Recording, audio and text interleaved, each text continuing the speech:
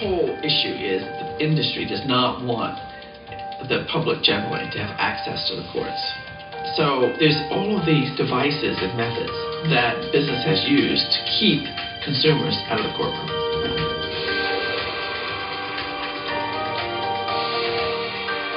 In many respects, these laws violate state constitutional provisions that protect people's rights.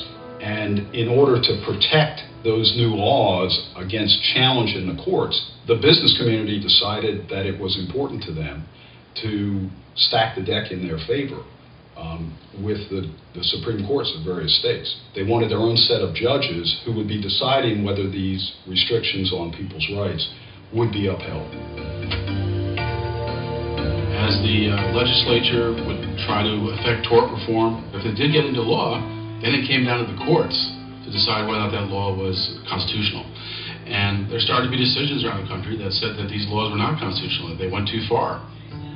So then the businesses decided, well, we can't pass those laws. What we can do is to try and have judges who decide these cases be really conservative, business-oriented judges.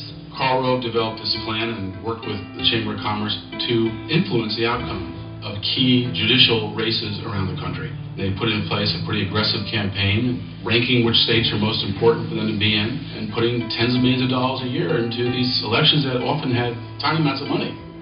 I started getting calls from Karl in the middle to late 1980s as he began his work representing, at the beginning, state Supreme Court candidates in Texas.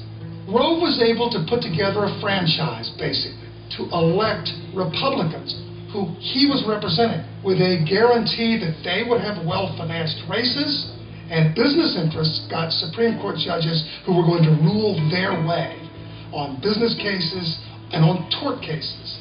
By the time you reach the 1990s, this core of conservative, Republican, tort-minded judges were ruling overwhelmingly for some of the largest corporate interests in Texas.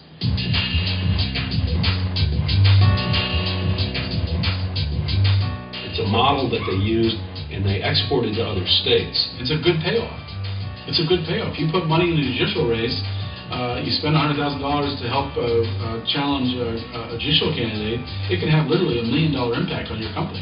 And it seems that that's happening more and more throughout the country, that our state Supreme Courts are reversing civil juries in this country at an unprecedented level after seeing the gifts of millions of dollars.